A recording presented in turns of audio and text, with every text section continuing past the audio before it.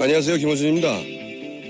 공무원의 비호 방조 의혹 수사를 하다 보면 결국 지금의 검찰 지휘 라인과 또 관련 검사들이 수사 대상이 될 가능성도 있지 않겠습니까? 그러니까 결국은 자기의 상사, 동료, 후배를 스스로 수사하게 되는 그러한 참 어려운 그런 상황이 예상이 되는 것이죠. 그래서 이런 경우에 바로 대비해서 특검 제도라는 것이 있는 것이고, 그런데 특검 이전의 검찰로 다시 돌아가게 되면 그때그때의 수사 상황이 비호 방조 의혹을 받고 있는 황교안 대행이나 또 김수남 총장에게 보고되겠죠, 당연히. 그렇게 되고 김기춘 우병우 라인을 통해서 수사 정보가 유출될 우려도 얼마든지 있다고 봅니다. 차동욱 생각이었습니다.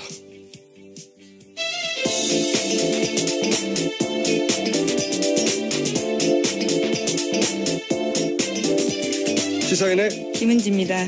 네, 오늘 첫 뉴스는 당연히 우병우 전 민정수석 영장이 기각이 됐네요. 네, 그렇습니다. 오늘 오전 1시 11분쯤 구속영장 기각됐는데요. 그 사유에 대해서 서울중앙지법 오민석 영장전담 부장판사는 영장 청구 범죄 사실에 대한 소명의 정도와 그 법률적 평가에 관한 다툼의 여지 등에 비추어 볼 때 구속의 사유와 필요성을 인정하기 어렵다, 이렇게 밝히면서 기각했습니다. 이런 문장은 항상 표준적인 문장인데, 저는 이 영장 기각을 보면서 그런 생각을 합니다. 이게 지금 이미 오민석 판사 이름이 이제 포털 검색어 1위를 달리고 있는데, 판사도 선출해야 되는 거 아닌가, 그런 생각을 해요, 저는. 판사들이 연수원 성적이 가장 좋은 분들이거든요. 네, 보통. 그렇죠. 예. 그러니까 평균적으로 말해서는 법 조문을 해석하는데 가장 우수한 분들이다. 그리고 그 중에서도 서울지방법원 영장판사들은 승진의 대상이 되는 엘리트 중에 엘리트 그분들이. 근데 이 성적이 우수하고 법조문 해석에 능하고 하다고 해서 이 시대 정신까지 가지고 있냐, 그렇게 볼 수는 없구나 하는 걸 절감합니다, 요즘 보면. 왜냐면은 우병우 전 민정수석의 자기 변론은 한마디로 하면은 시킨 대로 했다는 거잖아요. 네, 어제 그렇게 말했습니다. 자기는 가교였을 뿐이다, 시킨 대로 했다. 그리고 또 하나 중요한 방언 올리는 최순실은 모른다, 이런 거란 말이죠. 근데 이제 우병우 민정수석은 모든 정보를 한 손에 쥐고 있는, 모든 감찰 정보를 한 손에 쥐고 있는 사람이고, 그리고 당시 경찰에 있는 아이오들, 정보관들도 최순실의 존재를 알았다는 얘기가 있고, 그리고 바깥에 있는 삼성이라는 기업도 최순실의 존재를 알고서 적극적으로 활용했잖아요. 네, 속칭 정윤회 문건이 나오게 된 게 경찰에서 작성된 정보였죠. 그렇죠. 그러니까 정찰들도 알았고 밖에 있는 삼성도 알았는데 정작 청와대 내에서 모든 감찰 정보를, 국가 감찰 정보를 다 쥔 사람이 몰랐다고 하는 말을 그냥 받아들여 준 거거든요, 이게. 법원이. 그리고 나서 그냥 시키는 대로 했을 뿐이다 하는 변명도 받아준 거예요. 예. 물론 이제 검찰이 특검에 넘긴 자료에 우병우 수석 수사 기록이 거의 없었다고, 특검 시작할 때 그런 얘기가 있었죠. 그러니까 그만큼 검찰이 좀 전에 오프닝에서 최동욱 전 검찰총장이 얘기했듯이 우병우 라인이 살아있는데 검찰이 자기 손으로 검찰 수사하는 게 가능하겠냐, 뭐 이런 얘기를 했었는데, 그래서 특검이 연장돼야 된다고. 넘겨받은 자료가 일단 거의 없었다고 해요, 특검이. 네, 시간도 부족한 게 사실이었고요. 예, 70일에, 예. 그래서 이제 특검이 소위 소명하는데 뭔가 결정적인 스모킹건이 다소 부족했을 수도 있어요, 실제. 이재용 부회장 영장 기각하고 나서 특검이 여기에 매달려서 거의 한 달 가까이 올인했었으니까. 근데 이제 법원이 하나하나 개별 사안이 아니라 큰 틀에서 과연 민정수석이 아무것도 몰랐나? 시킨 대로만 했나? 최순실도 몰랐나? 이 말을 믿어줄까 말까의 문제였거든요, 근본적으로는. 큰 틀에서 보자면. 개별 사안 하나하나가 중요한 게 아니라. 그거를 지금 시대 정신이 이제 잘못된 걸 제대로 바로잡자는 정의의 구현, 이걸로 표현되잖아요. 그 시대 정신에 입각해서 그걸 물어줘야 되거든요. 정말 몰랐나. 하나하나 사안이 아니라. 그걸 안 하고 그냥 개별 사안 하나하나를 잘 따지는 것만으로는 법 기능인이잖아. 법 기능인. 굉장히 안타깝습니다. 이건. 그 2차 대전 때 전범 다룰 때 유럽에서 나는 시키는 대로 했을 뿐이다. 똑같은 변명이에요. 원래 권력 바로 아래서 부역하던 사람들이 자기가 빠져나갈 때 하던 변명은 항상 똑같습니다. 나는 시키는 대로 했을 뿐이다.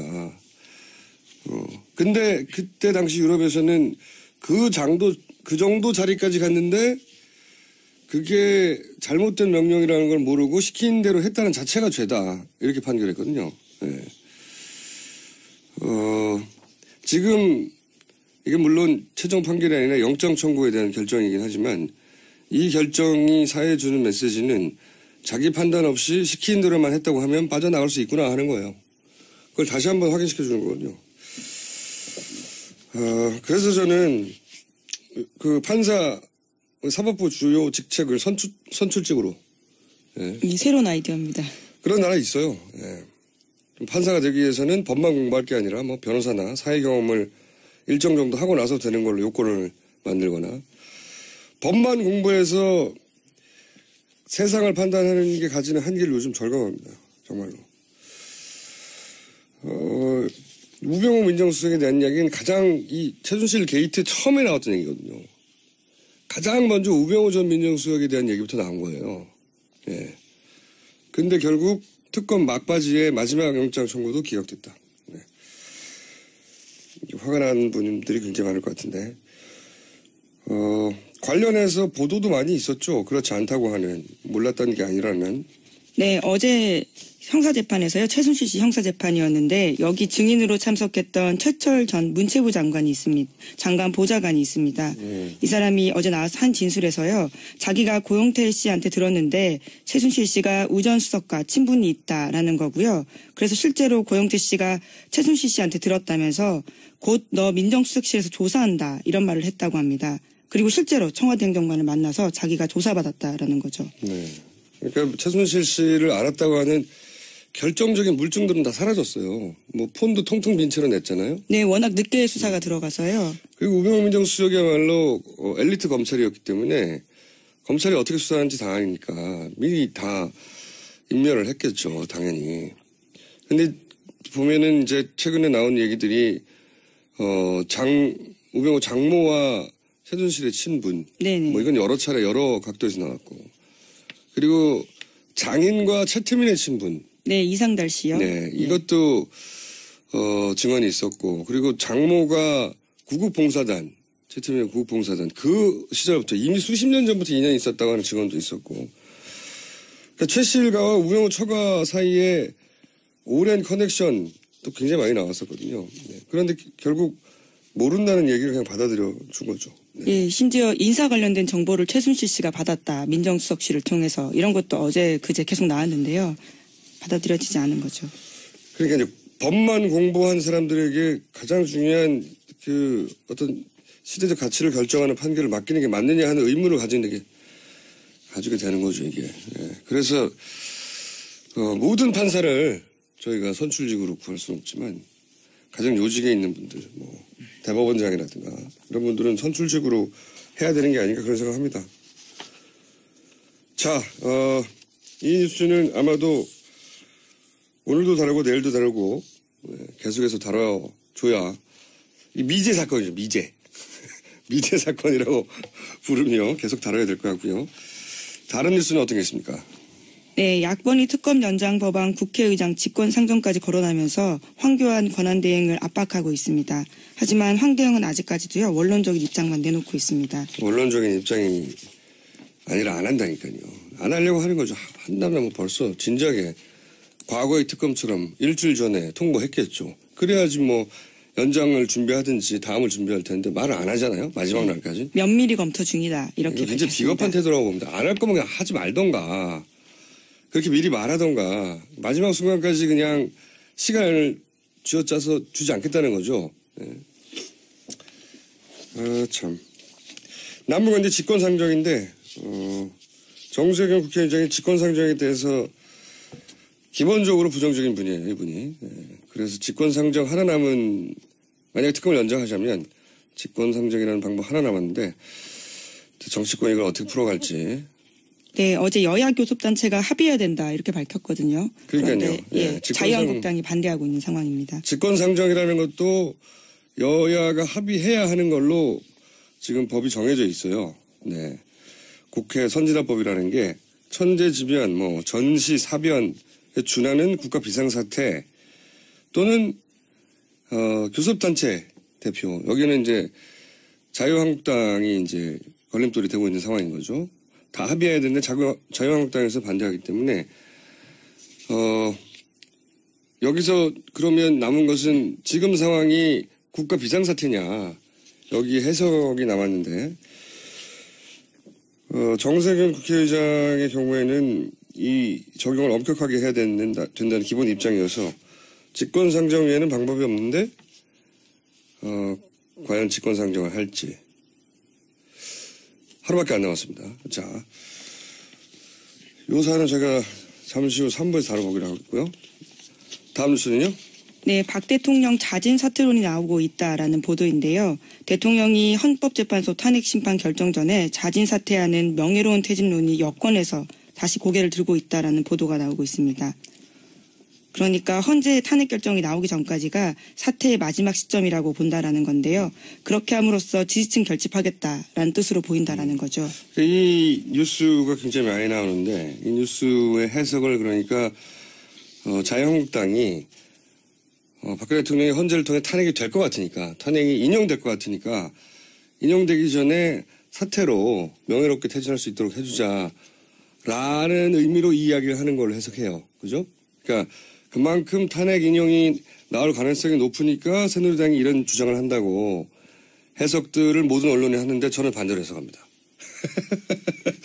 저는 반대로 해석하는데 제 해석을 거의 대부분의 분들이 좋아하진 않겠지만 저는 반대로 해석합니다. 어떻게 해석하냐면 이 얘기가 처음 나왔던 게 정우택 원내대표가 2주 전에 뜬금없이 이 얘기를 처음 꺼냈거든요. 네네. 4+4 협의체를 구성하자. 그러면서 대통령이 애초부터 4월 사임 6월 대선 얘기하지 않았냐. 정치적으로 풀자. 이때 처음 나온 얘기예요. 그죠? 이 이야기를 지금처럼 모든 언론이 헌재 판결이 불리할 것 같자 자유한국당에서 탄핵이 되느니 사임이 낫지 않느냐. 헌재 판결이 불리해서 그런 전망이 있으니까 이런 발언을 한다고 이제 해석하는데 저는 정반대로 해석하는 게 한번 얘기했지만 자유한국당에서 그 자유한국당의 입장에서만 바라볼 때 베스트 시나리오가 뭐냐. 탄핵이 기각되고 한번 얘기했었죠. 후폭풍이 우려되니까 서약서를 미리 요구하고 정당과 네, 승복식 요구했었죠. 예. 승복을 해라 후보한테. 그럼에도 불구하고 혼란이 계속 있겠죠. 당연히 80%가 탄핵이 돼야 된다고 생각했었으니까요.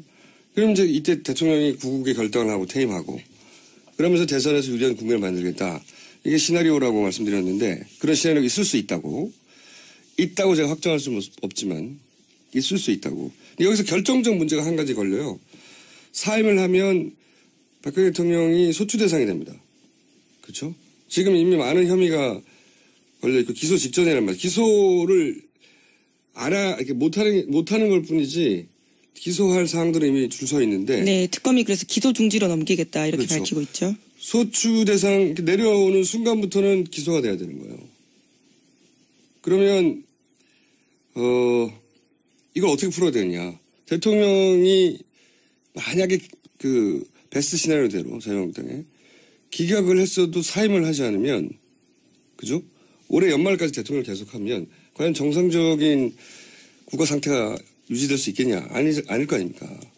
수많은 사람들이 계속 거리로 나오겠죠. 그러니까 이걸 풀어야 되는데 눈물의 결단을 하는 거죠. 탄핵이 기각됐고 정당하게 마지막까지 물을 수행할 수 있음에도 불구하고 나는 구국의 결단으로 눈물의 사임을 하는데 걸림돌이 탄핵 소추 대상이 된다는 거예요. 이걸 정치적으로 미리 풀자고 협의체 얘기를 미리 했다. 제 시나리오입니다. 네. 그리고 해서 개헌 드라이브를 강하게 걸겠죠. 그래서 민주당을 제외한 모든 세력을 개헌 고리를 묻고. 요즘 자유당에서 하는 개헌 얘기도 자세히 보세요. 네. 이런 시나리오, 이게 제가 추정하는 자유한국당 입장에서의 베스트 시나리오예요. 뭐 시나리오가 있다는 말과 반드시 그렇게 된다는 말은 전혀 다른 말이긴 한데, 그런데 이제 집권을 했던 세력이 공중분해될 수 있는 상황에서, 그리고 수십 년간 이어온 권력 집단이 이런 정도의 시나리오도 없이 지금 현재 판결을 그냥 턱 꿰고 조신하게 가만히 바라보고 있다. 그 생각하는 거는 그런 권력 집단을 너무 우습게 보는 겁니다. 네. 그래서 저는 시나리오는 있다고 생각해요. 다들 아니라고 하는데 저는 있다고 생각합니다. 그래서 이 판결 전에 자진 사퇴 이야기 해두는 것은 정반대다. 정반대의 목적이 있는 것이다. 저는 해석해 두고요. 예. 자, 저희가 특별 손님이 잠깐 있거든요. 네, 그래서 뉴스 한두 개 정도만 제목 읽고. 네, 박근혜 대통령이 정유라 씨가 메달을 땄던 한국의 인천 승마장에 인수를 지시한 정황이 있다라고 MBN이 보도했습니다. 박근혜 대통령이 정유라 씨가 메달을 땄던 승마장을 인수하라고. 네네. 안종범 전 수석의 수첩에 쓰여 있다고 하고요. 네, 기념인가 보죠? 네, 특히 정유라 씨가 좋아하는 곳이라는 진술도 있다고 합니다. 그곳이요. 정유라가 너무 좋아하는 것이라 박근혜 대통령이 메달을 딴 승마장을 인수하라고. 네. 네, 정황이 발견됐다라는 건데요. 네. 또 있나요? 혹시 관련해서? 네, 또 지난해 초에 박 대통령이 마사회를 민영화라는 지시를 했다라는 의혹도 MBN이 같이 보도했습니다. 제가 보기에는 말이죠. 정말 말나라를 만들려고 했어요. 말나라를 만들려고 했고, 그래서 저는 이런 뉴스를 볼 때마다 박근혜 정부 출범 이후에 말과 관련된 모든 정부 사업, 모든 민간 관련 말 사업, 거기에 관련된 모든 예산, 이미 집행된 것, 앞으로 집행될 항목들 전부 다 봐야 된다. 그리고 황교안 대행은 왜 첫 번째 인사로 마사회장을 임명했는지 거기서부터 시작해서 학교에서 승마 수업 한대잖아요. 네네. 어떤 예산이 들어가는지, 그 말들은 누가 수입했는지, 그 돈은 누가 벌었는지 다 따져봐야 됩니다. 이건 최순실 게이트 이전에는 최순실 씨가 가만히 있었겠냐고요. 정말 이건 상상도 못했네요. 정유라 씨가 특히 좋아하는 인천 승마장이기 때문에 박근혜 대통령이 그 승마장을 인수하라라고. 네, 의혹이죠, 아직은. 네. 네. 아니, 안종범 전 수석의 수첩, 종범실록에 나왔다는 거 아닙니까? 관련된 내용이 있고요. 네. 진술도 나왔다고 합니다. 네. 정말 대단합니다. 말과 관련된 모든 사람 다시 들여다봐야 된다. 그래서 더더욱이 특검이 연장돼야 된다. 여기까지 하고요. 저희가 귀한 손님이 한 분 계시기 때문에 이분을 모시고 짧게 저희가 이분들의 예술 세계를 들여다본 후에 오프닝을 마치도록 하겠습니다. 몰라요 모릅니다. 기억이 안 납니다. 제가 왜 거짓말을 하겠습니까? 본 정도 들은 정도 만난 정도 통화한 일도. 자, 지금 들으시는 음악은 말이죠. 예. 이게 시세방송에서 나올 장르 음악이 아닌데 저희가 한 달 전쯤에 에밀레 출신, 네, 서강대학교 음악 노래 동아리죠. 에밀레 출신 심재경 씨를 모시고 큰일 났네라고 하는, 네, 우리 울분을 음악으로 표현한 분을 모셨는데 오늘은 완전히 다른 장르 트로트를 예술로 승화하신 분입니다. 이 국민적인 분노를 예술로 승화하신 분을 저희가 또 모셨어요. 자, 오늘 두 분이 나오셨습니다. 작곡가 유지성 씨 그리고 가수 권윤경 씨. 안녕하세요. 네, 안녕하세요. 반갑습니다. 방금 들으신 트로트가 나오신 가수 권윤경 씨가 부릅니다. 네. 그리고 그 옆에 계신 분이 이제 이 곡을 작곡하신 유지성 씨. 안녕하십니까? 감사합니다. 네. 마이크를 좀 가까이 대주십시오. 예. 두 분이 부부라고 합니다.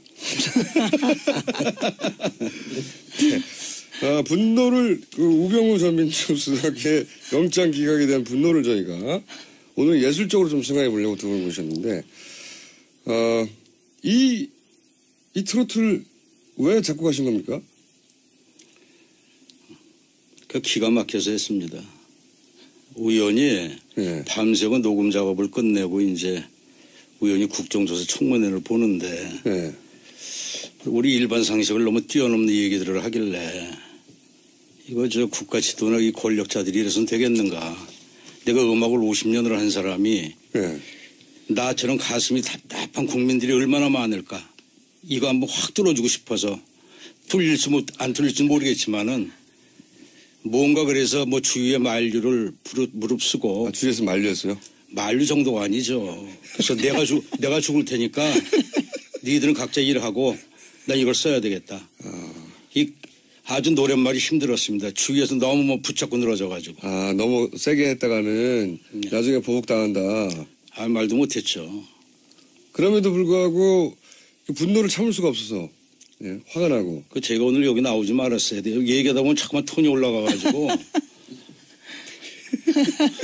아니 근데 원래는 본인 스스로 꼴통 보수라고 하셨던 분이라면서요. 꼴통 보수라기보다 우리 나이대가 네. 우리 나이대가 옛날에 그 박정희 대통령이나 그 시대에 이제 그래도 공과 과가 있지만 그래도 내 개인적인 생각 공이 좀 더 많지 않았을까 생각을 해서 예. 그 딸이면은 예. 그 보고 배운 게 있어서 얼마나 좀 잘할까. 1번을 찍으셨군요. 그래서. 무조건 1번이었죠. 나 이렇게 콘텐츠가 없는 줄은 몰랐죠. 난 그것 때문에 그래서 내가 나와서 또 이런 얘기를 하게 되면 이건 막말이 아닌가 싶은데 그래서 좀 조심스럽긴 하네요. 원래 오랜 세월 1번을 찍어 오셨던 보수셨는데 근데 이번에 이제 국정농단을 보고 너무 화가 나서 이 노래를 만드셨고 그리고 만들자마자 저희 뉴스공장에 이 CD를 보내셨다면서요. 이게 지금 내가 좀 여기 굉장히 많이 서운합니다. 왜 그러냐면 왜 이렇게 늦게 소개하냐고. 내가 이제 뉴스공장도 내가 아주 팬이지만은 예. 개인적으로 우리 김어준 씨 예. 내가 아까 만나자마자 팬입니다. 내가 얘기했잖아요. 예. 1월 24일 날 1월 24일 날. 밤을 새고 내가 한줌 못 자고 CD를 만들었어요. 예. 우리 스타디오에서. 그래서 25일 날. 예. 바로 다음 날. 25일 날이 유튜브에 올린 날이에요. 예. 그날 CD를 한 장 구워 가지고 바로 뉴스공장. 김어준의 뉴스공장으로 해가지고 우체국 택배를 보냈어. 보냈는데 연락이 없어. 내가 편지까지 썼지. 내가 이거 음악하는 사람으로서 내가 국민들의 가슴을 뚫어주겠는데 어떻게 생각하시냐고. 네. 그래서 내가 보냈는데 연락이 없어. 근데 거기 보니까 모르는 사람의 댓글 몇 개였다고 이렇게 얘기를 하는데 도대체 얘기가 없어요. 저희 책임 PD가 지금 휴가 갔는데 모든 책임은 저희 책임 PD에게 제가 묻겠습니다. 하지만 저희는 선생님의 존재를 알고 있었어요. 유튜브에 올라온 날부터. 그렇습니까? 그래서 계속 초대 1번 리스트로 있었는데 저희가 이제 이 노래에 보면 이제 우병우 민정수석 목소리도 나오잖아요. 그래서 우병우 민정수석의 영장이 신청되고 김기춘 전 비서실장의 목소리도 나오죠. 예. 하여튼 그때 하겠다고 했는데 저희 타이밍을 놓쳤을 뿐 저희는 잊지 않고 있었다.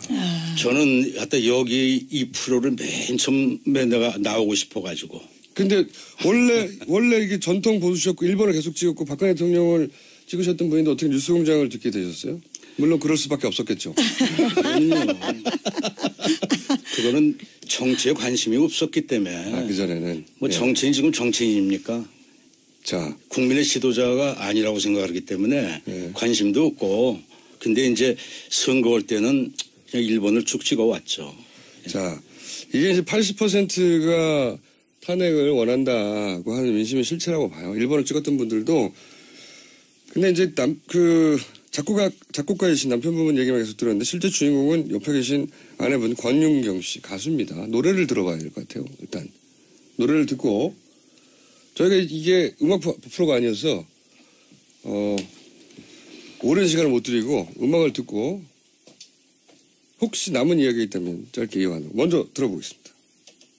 처음 들어보신 분들 많겠죠. 제가 잘 모릅니다.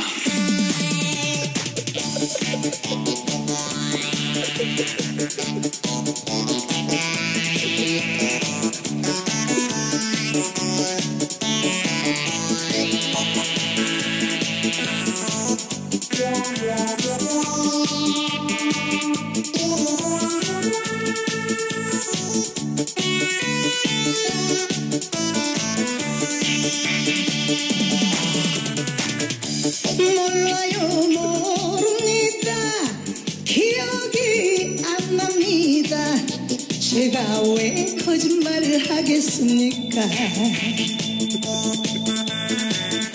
본 적도 들은 적도 만난 적도 통화한 일도 없습니다. 7시간 한 적도 올림머리 사연도 나는요 모릅니다. 정말 몰라요. 내 이름은 법꾸라지. 나는 뻔뻔 모르셉니다.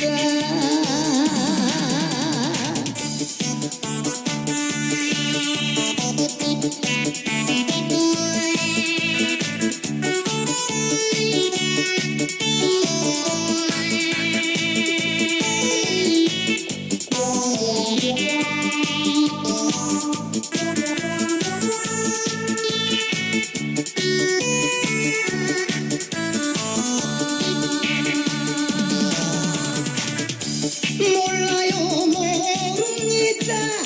기억이 안 납니다. 제가 왜 거짓말을 하겠습니까? 본 적도 들은 적도 만난 적도 통화한 일도 없습니다. 보안 손님 이름도 불법 미용 시술도 나는요 모릅니다. 정말 몰라요. 내 이름은 후안무치. 나는 철판 모르셉니다. 나는 뻔뻔한 모르셉니다. 제가 잘 모릅니다. 제가 제목을 말씀 안 드렸네요. 노래 제목은 모르쇠. 예, 모르쇠고요. 법꾸라지 아니고요. 모르쇠고요. 그리고 가수 성함은 권윤경 씨입니다. 네, 권윤경 씨. 법꾸라지. 반응이 아주 좋습니다. 핸드폰 컬러링으로 바로 바꿔야 되겠다고. 그리고 뉴스공장이 이제 관광버스가 되었다.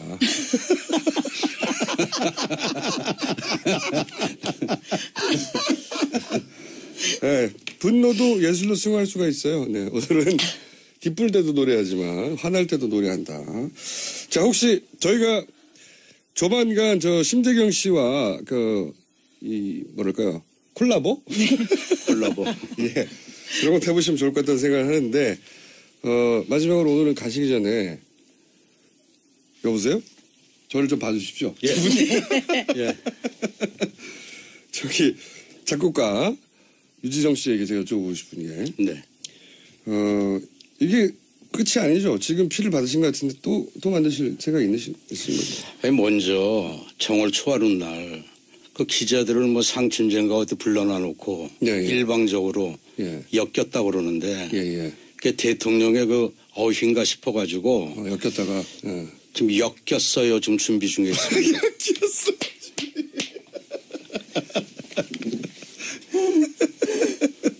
자, 모르쇠신 것은 모르쇠고요. 자, 대통령께서 하신 엮였어요. 에서 어떤 영감을 받으셔가지고 그 다음 작품이 나온다고 합니다. 자, 다음 작품 나올 때 저희 다시 모시기로 하고요. 특히 저기 권윤경 씨는 노래하실 때 무표정이 아주 압권입니다.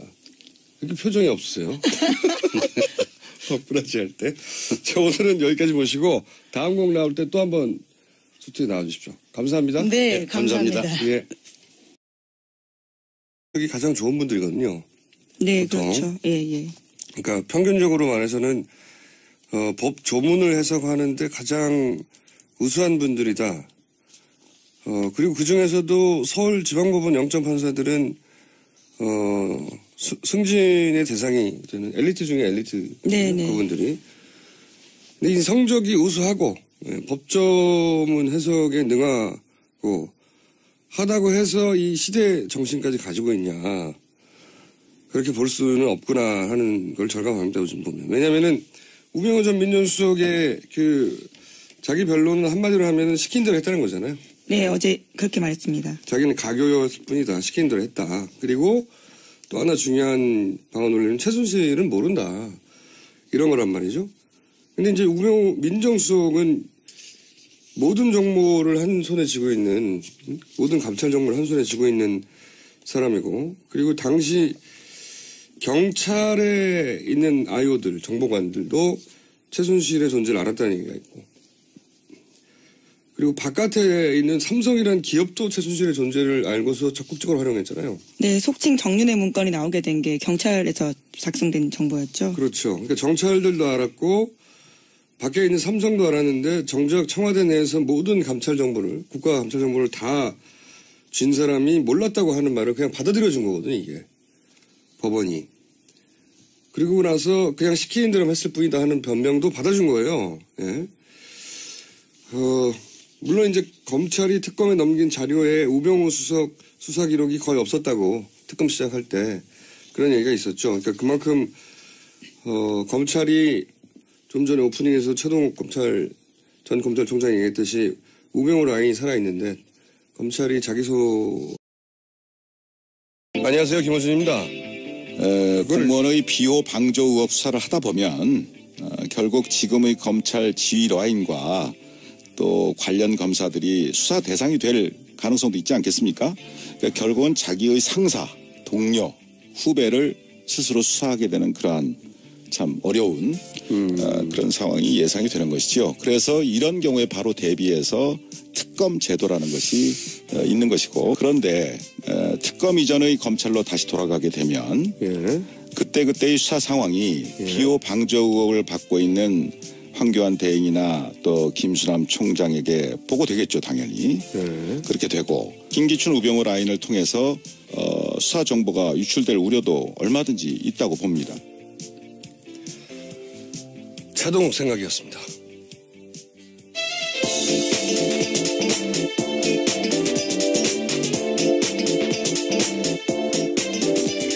시사인의 김은지입니다. 네. 오늘 첫 뉴스는 당연히 우병우 전 민정수석 영장이 기각이 됐네요. 네, 그렇습니다. 오늘 오전 1시 11분쯤 구속영장 기각됐는데요. 그 사유에 대해서 서울중앙지법 오민석 영장 전담 부장판사는 영장 청구 범죄 사실에 대한 소명의 정도와 그 법률적 평가에 관한 다툼의 여지 등을 비추어 볼 때 구속의 사유와 필요성을 인정하기 어렵다, 이렇게 밝히면서 기각했습니다. 이런 문제가 항상 표준적인 문제인데, 저는 이 영장 기각을 보면서 그런 생각을 합니다. 이게 지금 이미 오민석 판사 이름이 이제 포털 검색어 1위를 달리고 있는데, 판사도 선출해야 되는 거 아닌가, 그런 생각을 해요, 저는. 판사들이 연수원 성적이 사회에 주는 메시지는 자기 판단 없이 시킨 대로만 했다고 하면 빠져나갈 수 있구나 하는 거예요. 그걸 다시 한번 확인시켜 주는 거거든요. 그래서 저는 판사 사법부 주요 직책을 선출직으로. 새로운 아이디어입니다. 그런 나라 있어요. 판사가 되기 위해서는 법만 공부할 게 아니라 변호사나 사회 경험을 일정 정도 하고 나서 되는 걸로 요건을 만들거나, 법만 공부해서 세상을 판단하는 게 가지는 한계를 요즘 절감합니다. 정말로. 우병우 민정수석에 대한 이야기는 가장 이 최순실 게이트 처음에 나왔던 얘기거든요. 가장 먼저 우병우 전 민정수석에 대한 얘기부터 나온 거예요. 근데 결국 특검 막바지에 마지막 영장 청구도 기각됐다. 화가 난 분들이 굉장히 많을 것 같은데, 관련해서 보도도 많이 있었죠. 그렇지 않다고 하는, 몰랐다는 게 아니라는. 네, 어제 형사재판에서요. 최순실 씨 형사재판이었는데 여기 증인으로 참석했던 최철 전 문체부 장관이 있습니다. 장관 보좌관이 있습니다. 이 사람이 어제 나와서 한 진술에서요. 자기가 고용태 씨한테 들었는데 최순실 씨가 우전수석과 친분이 있다라는 거고요. 그래서 실제로 고용태 씨가 최순실 씨한테 들었다면서 곧 너 민정수석실에서 조사한다 이런 말을 했다고 합니다. 그리고 실제로 청와대 행정관을 만나서 자기가 조사받았다라는 거죠. 네. 그러니까 최순실 씨를 알았다고 하는 결정적인 물증들은 다 사라졌어요. 뭐 폰도 통통 빈 채로 냈잖아요. 네, 워낙 늦게 수사가 들어가서요. 그리고 우병우 민정수석이야말로 엘리트 검찰이었기 때문에 검찰이 어떻게 수사하는지 다 아니까 미리 다 인멸을 했겠죠, 당연히. 근데 보면은 이제 최근에 나온 얘기들이 우병우 장모와 최순실의 친분. 네네. 뭐 이건 여러 차례 여러 각도에서 나왔고. 그리고 장인과 최태민의 친분. 네, 이상달 씨요. 네, 이것도 증언이 있었고, 그리고 장모가 구국봉사단, 최태민의 구국봉사단 그 시절부터 이미 수십 년 전부터 인연이 있었다고 하는 증언도 있었고, 그러니까 최 씨 일가와 우병우 처가 사이에 오랜 커넥션도 굉장히 많이 나왔었거든요. 네. 그런데 결국 모른다는 얘기를 그냥 받아들여 준 거죠. 네. 예, 심지어 인사 관련된 정보를 최순실 씨가 받았다. 민정수석실을 통해서 이런 것도 어제 그제 계속 나왔는데요. 받아들여지지 않은 거죠. 그러니까 이제 법만 공부한 사람들에게 가장 중요한 그 어떤 시대적 가치를 결정하는 판결을 맡기는 게 맞느냐 하는 의문을 가지게 되는 거죠, 이게. 예. 그래서 모든 판사를 저희가 선출직으로 구할 수는 없지만 가장 요직에 있는 분들, 뭐 대법원장이라든가 이런 분들은 선출직으로 해야 되는 게 아닌가 그런 생각합니다. 자, 이 뉴스는 아마도 오늘도 다루고 내일도 다루고 계속해서 다뤄줘야 이 미제 사건이죠. 미제. 미제 사건이라고 부르며 계속 다뤄야 될 것 같고요. 다른 뉴스는 어떤 게 있습니까? 네, 야권이 특검 연장 법안 국회의장 직권상정까지 거론하면서 황교안 권한대행을 압박하고 있습니다. 하지만 황 대행은 아직까지도요. 원론적인 입장만 내놓고 있습니다. 원론적인 입장이 아니라 안 한다니까요. 안 하려고 하는 거죠. 한다면 벌써 진작에 과거의 특검처럼 일주일 전에 통보했겠죠. 그래야지 뭐 연장을 준비하든지 다음을 준비할 텐데 말을 안 하잖아요. 마지막 날까지. 면밀히 검토 중이다. 이렇게 굉장히 밝혔습니다. 비겁한 태도라고 봅니다. 안 할 거면 그냥 하지 말던가.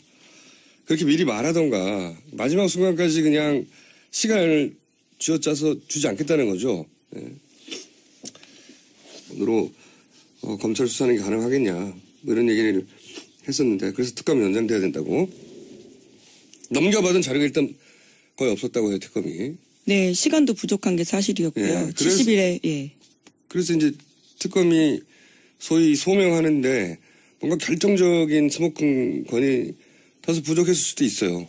실제 이재용 부회장 영장 기각하고 나서 특검이 여기에 매달려서 거의 한 달 가까이 네네. 올인했었으니까. 근데 이제 법원이 하나하나 개별 사안이 아니라 큰 틀에서 과연 민정수석이 아무것도 몰랐나? 시킨 대로만 했나? 최순실도 몰랐나? 이 말을 믿어줄까 말까의 문제였거든요. 근본적으로는. 큰 틀에서 보자면. 개별 사안 하나하나가 중요한 게 아니라. 그거를 지금 시대 정신이 이제 잘못된 걸 제대로 바로잡던 정의의 구현, 이걸로 표현되잖아요. 그 시대 정신에 입각해서 그걸 물어줘야 되거든요. 정말 몰랐나? 하나하나 사안이 아니라. 그걸 안 하고 그냥 개별 사안 하나하나를 잘 따지는 것만으로는 법 기능인이잖아. 법 기능인. 굉장히 안타깝습니다. 이건. 그 2차 대전 때 전범 다룰 때 유럽에서 나는 시키는 대로 했을 뿐이다. 똑같은 변명이에요. 원래 권력 바로 아래서 부역하던 사람들이 자기가 빠져나갈 때 하던 변명은 항상 똑같습니다. 나는 시키는 대로 했을 뿐이다. 근데 그때 당시 유럽에서는 그 정도 자리까지 갔는데 그게 잘못된 명령이라는 걸 모르고 시킨 대로 했다는 자체가 죄다. 이렇게 판결했거든요. 네. 지금 이게 물론 최종 판결이 아니라 영장 청구에 대한 결정이긴 하지만 이